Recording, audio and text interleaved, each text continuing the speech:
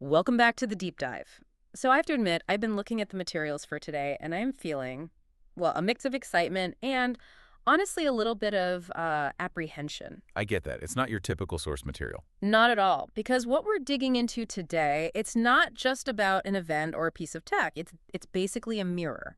We're looking at a study of human behavior that I think might make all of us a little uncomfortable with how our own brains work. It's definitely not a standard current events breakdown, that's for Mhm. sure. We aren't looking at, a new law or some international agreement. No. We are looking at this huge production by an activist named Jack Diggs. It's called The Pattern of Power, Narcissism and the Public Blind Spot. And calling it a study almost feels too dry. It does. It reads more like a psychological thriller where the real villain is like our own perception. A thriller is exactly the right word. I mean, Dix calls it a study, and he spent a full year on this observation. But the mission for us today for this deep dive is to really try and answer this one very specific, very nagging question. It's a question that I think anyone who has been paying attention to the world for the last, decade or so has probably asked themselves. Hmm. Maybe quietly or maybe yelling at the radio. It's the question of consistency, isn't it? Yes, exactly. Why are we as human beings so incredibly good-like, razor-sharp at spotting toxic behavior in our personal lives? We know when a neighbor is a problem. We can tell when a boss is abusive. We can spot a bad date from a mile away. We have a pretty good internal alarm system for that stuff. We do. Mm. But then we seem to develop this complete, almost clinical blind spot, Mm. an inability to see those exact same traits when we look at public figures or Yeah. political leaders that we happen to support. It's that paradox. I'd fire him in a heartbeat if he worked for me, but I'll vote for him to run the whole country thing. That's it. And that's what Diggs calls the blind spot. To get to the bottom of it, he didn't just, write a paper. He ran these two massive public education campaigns. They were almost like sociological experiments in the wild, The J. Diddy case and the Dirty Daniel case. which I have to say sound like titles for a couple of true crime docs. And they basically were. They were lived-in true crime stories for the communities where they happened. But here's the really important thing to say up front, and Diggs is super clear about this in the source material. The disclaimer. The big disclaimer. This is not a political rebuke. We are not here to tell you who to vote for, and neither is Diggs. This is about, well, it's about neurology. It's about identity and perception. It's about how your brain is literally wired to trick you into seeing what it wants to see. And that's a critical distinction to make. Yeah. We're looking at patterns here, not parties. At behavior, Mm. not belief systems. Exactly. So before we can even begin to understand the blind spot, that moment where our perception just seems to, switch off, we have to understand what it is we're supposed to be seeing in the first place. The source material calls this section the toolkit. Right. It's a great metaphor. You can't really talk about a blind spot if you don't know what you're supposed to be looking for. Mm-hmm. So the core concept we need to get our heads around today is narcissistic personality disorder, or NPD. Okay, and I want to pause right there because that word, narcissist, Yeah. it gets thrown around so much, especially on social media. Oh, concept. If someone takes a lot of selfies, they're a narcissist. If your ex was kind of a jerk, they're a narcissist. It feels like the word has just lost all its clinical weight. It's been completely diluted. I mean, right, in day-to-day language, it's basically become a synonym for vanity or just being self-centered. a jerk. A jerk, exactly. Yeah. But in the context of this study, and more importantly, in clinical psychology, NPD isn't just about being vain. Yeah. It's a rigid, enduring pattern of inner experience and behavior. It's a structural difference in the personality. It's not a mood they're in. So it's not something that just switches on and off? No. It doesn't switch off when they get home from work. It shows up at the dinner table, it shows up in the boardroom, and it definitely shows up on the political podium. Yeah. It's pervasive. Okay. So let's open up this toolkit. Diggs lays out 10 specific observable traits, and I really want to take our time here, go through them one by one, not just list them, but really get a feel for what they look like out in the real world. Yeah, the practical application. Because Diggs gives these public examples for each one. These are the red flags we're looking for. So let's start with number one, the big one, grandiosity. Grandiosity is the bedrock. Yeah. I mean, pretty much everything else in the cluster is built on this foundation. But we have to be really careful to distinguish it from simple confidence. Okay, that's a good point. Because high achievers are confident. You want them to be. Of course, you want your surgeon to be confident before they cut you open. You want the pilot flying your plane to have a lot of confidence in their skills. Grandiosity is something else entirely. It's an inflated, almost delusional sense of self-importance. The source uses the phrase, claims of unmatched greatness. That feels key. It is. It's the superlative nature of the language.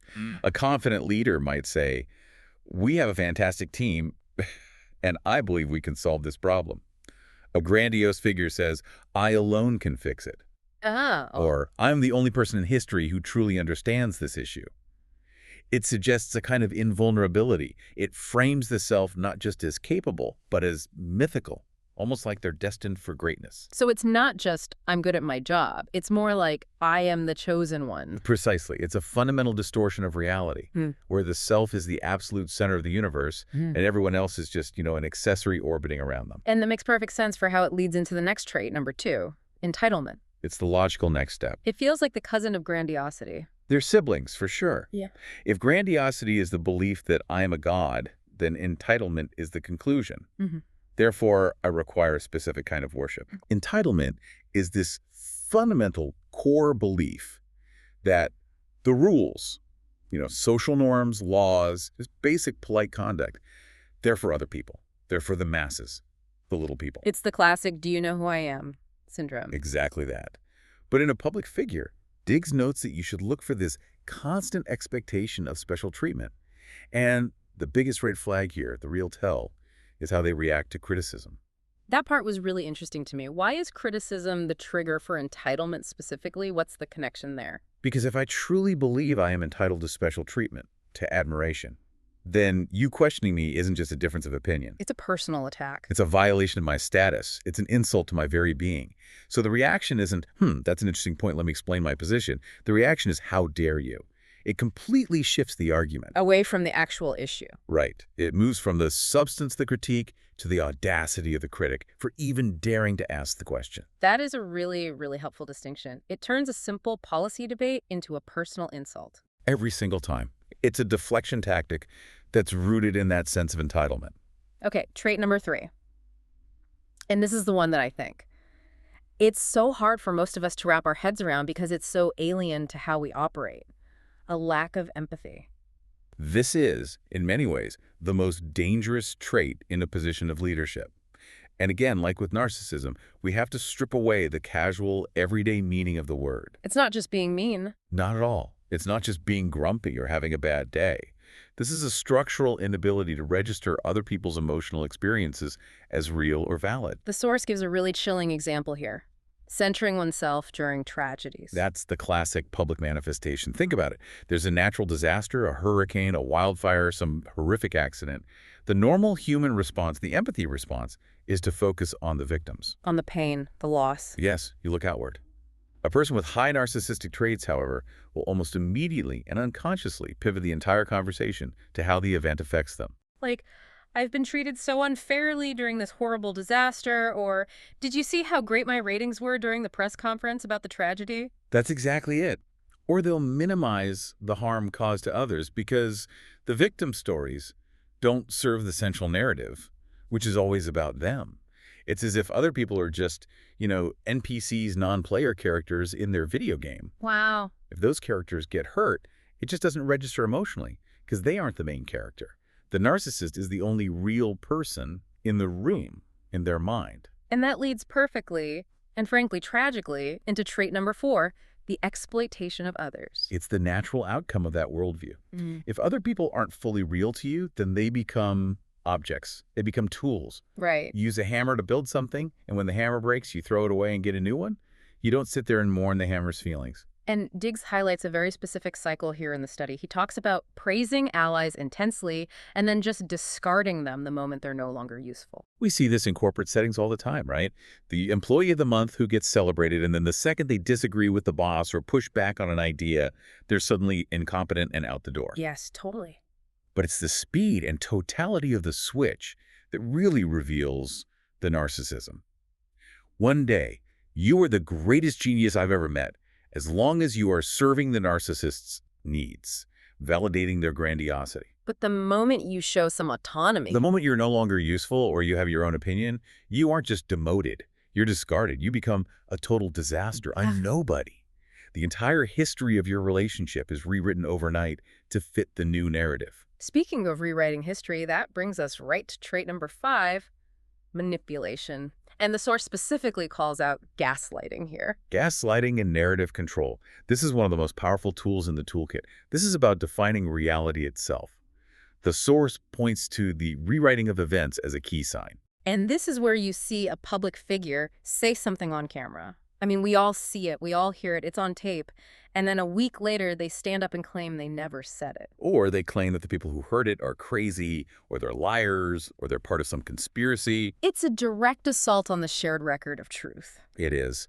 The goal is to destabilize the audience. If I can make you question your own memory, your own eyes and ears, then I control you. It creates this profound dependency. The message becomes, don't trust the news, don't trust the video evidence, don't even trust your own mind. Trust me. And it also involves those attacks on critics. Oh, absolutely. But notice, it's not about attacking their arguments. It's about attacking their credibility, their sanity, their motives. It's about disqualifying the person so you never have to engage with their ideas. Which brings us to trait number 6, fragile self-esteem. Now, this one seems like a contradiction at first, doesn't it? We just spent all this time on grandiosity, the I am a god complex. How can you be grandiose and fragile at the exact same time? That is the central paradox of narcissism. And it's what makes it so hard to understand from the outside. That grandiosity, that big shiny persona, it's a shield. It's armor. Behind it. Behind it, the actual self-esteem is incredibly brittle. It's like an eggshell. And that's why the reaction to criticism is so wildly disproportionate. Diggs points to the aggressive reactions to even mild critique. So someone makes a small joke or points out a minor factual error in a policy speech. And the reaction isn't a chuckle or a simple correction. It's nuclear. It's a full-scale attack. Because if you had true, deep confidence, a mild critique wouldn't even register. You just brush it off. Yeah. It wouldn't threaten you. But because the self-esteem is so fragile, even a tiny scratch on that armor feels like a mortal wound that must be defended against with overwhelming force. And this is also where the blame shifting comes in. Constantly. Nothing can ever be their fault, because their ego literally cannot sustain the blow of admitting a mistake. It would shatter the whole grandiose illusion. So it's always someone else's fault. Yeah. The media, the staff, the political opponents, the system, the weather, anything but them. Trait number 7, need for control. This feels related to the manipulation piece. Very much so. If manipulation is about controlling the narrative, this is about controlling reality itself. It's the drive to micromanage everything and everyone. It's that constant pressure on others to comply with a specific story. So this is when you see public figures trying to pressure government officials to, break norms or bend rules to get a certain outcome. Exactly. Or when they try to rewrite the historical record to fit their current needs. It's a fundamental refusal to accept that there are forces in the world, or facts, that exist outside of their own will. They have to control it all. Okay, trait number 8, envy and competitiveness. But with a very specific twist. The source highlights the habit of attacking individuals who receive independent attention or praise. Oh, that's a subtle but important distinction. So it's not just about wanting to win, it's about hating when anyone else gets a win, even if it doesn't affect you. It's the zero-sum view of attention. In their mind, there's a finite amount of praise and glory in the world, and it all belongs to them. So if you're getting some of that praise, you are actively stealing it from me. And that's when you see these public figures lash out at people who should be their allies. Yes, it's so strange from the outside.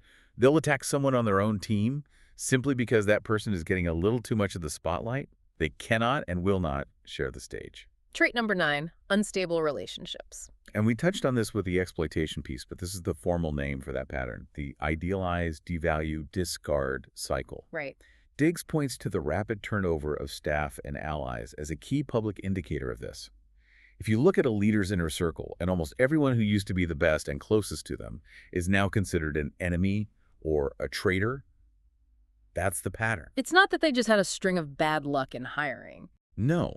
It's not that everyone else is the problem, it's that the figure is structurally incapable of maintaining a stable, healthy connection once the initial intense idealization phase wears off and the other person starts acting like a real, autonomous human being. And finally, trait number 10, boundary violations. This is where the psychology really meets the structure of power. This is the defiance of institutional limits. It's pushing against the guardrails of society, the laws, the norms, the traditions, just to see if they'll break. So pressuring officials to act beyond their legal authority. That's a perfect example. It's a test of dominance. It's the ultimate expression of entitlement.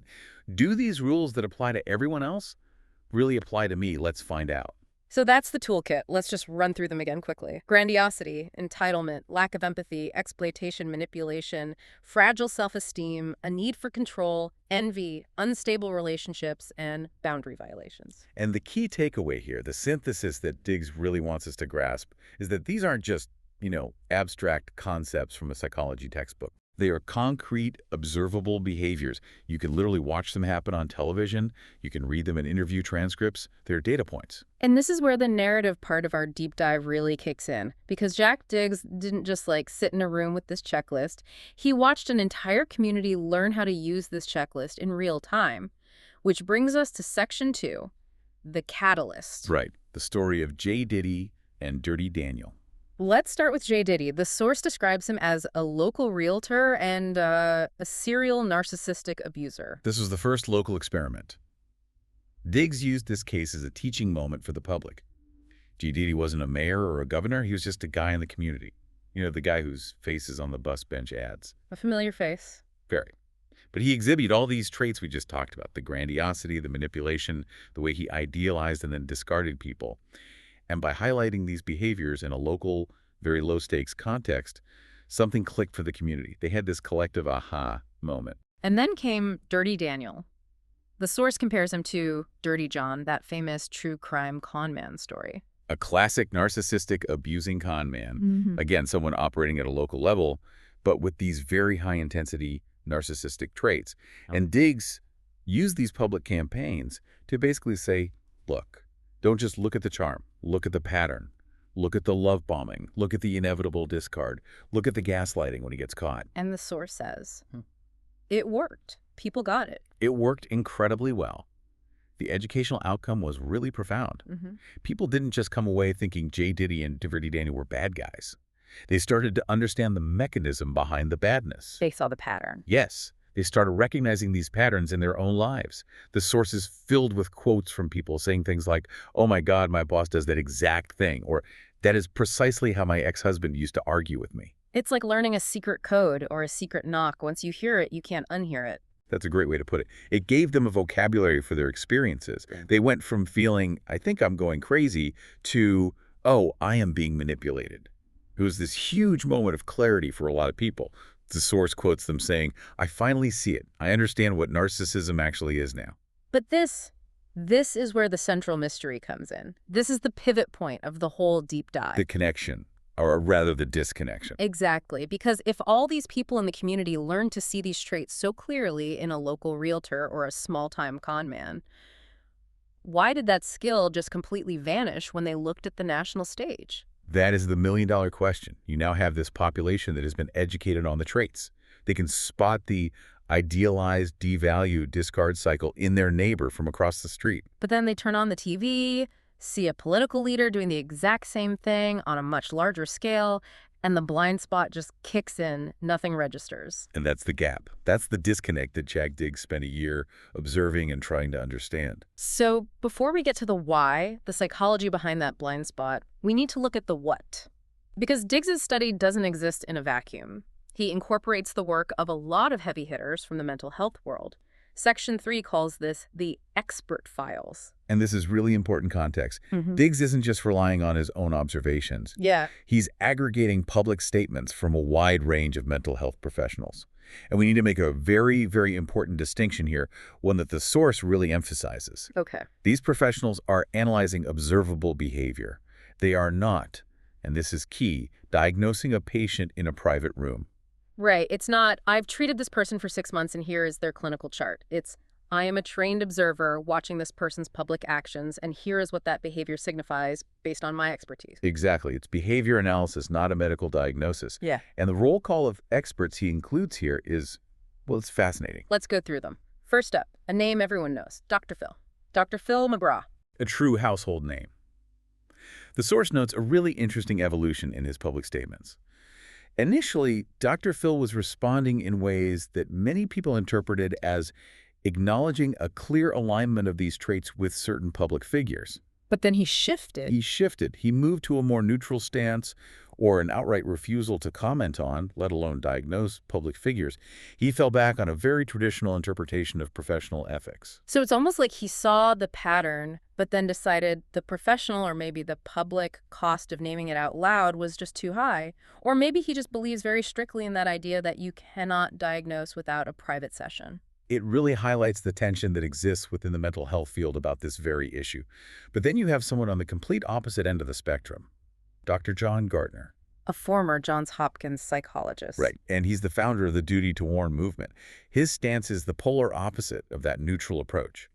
He argues that when certain public behaviors clearly reflect narcissistic and sociopathic traits, professionals have a duty to warn the public. A duty. Yes, because of the profound danger these traits pose in a position of leadership. He's looking at traits like lack of empathy and need for control and saying, this isn't an academic debate, this is a public safety issue. Then we have Dr. Bandy X. Lee, a Yale psychiatrist, and she was the editor of that book, The Dangerous Case of Donald Trump. Her focus, according to the source, is on the risks these patterns pose to democratic institutions. So she's less interested in the individual's mind and more in the systemic damage. Precisely. She's less interested in the individual psyche and more concerned with the systemic damage that gets caused when a leader with these traits is in power. She argues that the boundary violations and the grandiosity we talked about will inevitably lead to an erosion of institutions. And next on the list is Dr. Justin Frank, an expert on presidential psychology. He comes at it from a historical perspective. He describes the behaviors as being highly consistent with narcissistic and sociopathic traits. He's looking at the history of the presidency and basically noting that this specific literature of traits, the fragility combined with the aggression, is a major anomaly that needs to be named and understood. And finally, a very unique perspective, Dr. Mary Trump. Yeah, a clinical psychologist, but also obviously a family member of a major public figure. And she offers this unique perspective because she has insight into the childhood origins of some of these traits. She connects the dots, discussing how a specific family environment can create and reinforce this kind of behavior over a lifetime. So the takeaway here isn't just that a bunch of smart people have opinions. It's that Diggs is treating these public professional statements as part of his data set. That's exactly it. You can think of them as expert witnesses in the court of public opinion. They're all looking at the same evidence, the public behavior, and pointing to the same traits Diggs identified in his toolkit, the grandiosity, the lack of empathy, and they're all saying, yes, we see it too. This is a recognized pattern. But this brings us right up against a huge controversy in the world of psychology. One the source addresses head-on in Section 4, the data paradox. And it's all about something called the Goldwater Rule. Right. The Goldwater Rule. It's an ethical guideline in psychiatry that, in simple terms, says you cannot diagnose a public figure you haven't personally examined. The argument is that it's just irresponsible and unethical to diagnose from afar. And the classic argument you hear is, well, you don't know what they're really like. You're only seeing the public persona, the character they play on TV. But this is where the source material presents a really compelling and I think powerful counterargument. It calls it the data problem. And the gist of it is this. Think about a private clinical setting. A doctor is relying almost entirely on what the patient tells them. And patients can lie. Or they can just lack self-awareness. Of course. And if a narcissist ever actually goes to therapy, which they very rarely do, they're going to present a highly curated, self-serving version of themselves. They'll hide the abuse. They'll frame themselves as the perpetual victim. The clinician's data is fundamentally limited by the patient's honesty and self-awareness. But with a public figure, that's a whole different ballgame. A completely different ballgame. With a public figure, we have what the source calls a wealth of public data.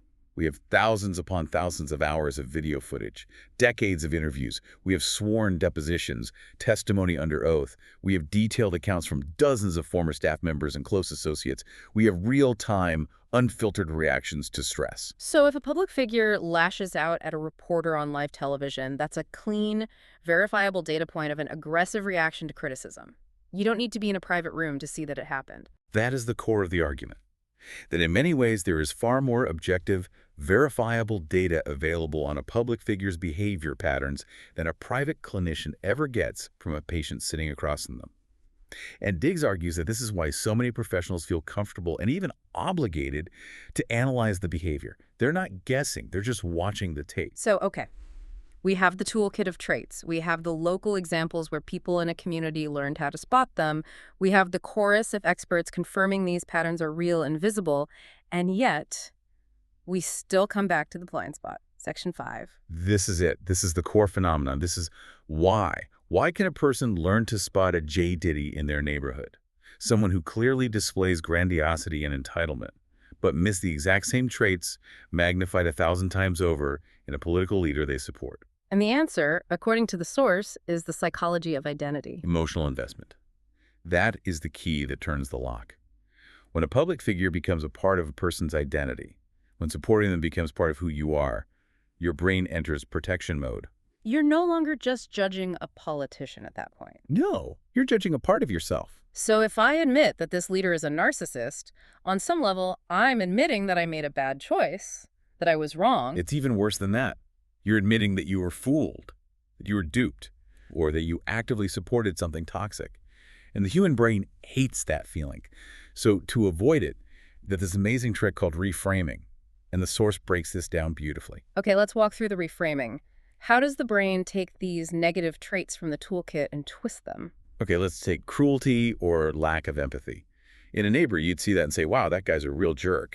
But in a leader you support, the brain reframes that exact same behavior as toughness. He's not cruel. He's telling it like it is. He's not unempathetic. He's strong. What about narcissism itself, that core trait of grandiosity? That gets reframed as confidence or strength.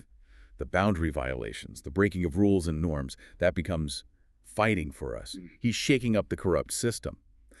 The brain systematically takes every negative trait and spins it into a positive virtue, all to protect that core emotional investment. That's absolutely fascinating. It really is like one of those optical illusions. You're looking at the image and you see a vase, but I'm looking at the same image and I see two faces. And you can't see the vase. And then you have the power of cognitive dissonance kicking in. This is that intense mental discomfort a person feels when they hold two or more contradictory beliefs at the same time. So the belief that I am a smart, good person is in conflict with the observation that the leader I support is acting in a cruel and manipulative way. Exactly. And to resolve that dissonance, that mental pain, it's much easier to change the observation than it is to change your core belief about yourself. It's easier to decide that cruelty is actually strength than to admit I, a smart and good person, chose to support cruelty. And I'm guessing group reinforcement plays a huge role here too. A massive role. If everyone around you, your family, your friends, your entire social media feed, is also performing the same act of reframing, the blind spot gets reinforced 100 times a day. It becomes a shared collective reality. To break from that would be socially risky. Extremely. To be the one person in your group who says, hey, you guys, I think this leader is actually acting a lot like that J. Diddy character, is to risk social ostracization. You risk being labeled a traitor. So the emotional stakes are just completely different. Recognizing that your local realtor is a toxic person is low stakes. If J. Diddy is a jerk, I find another realtor. It's no big deal. Precisely.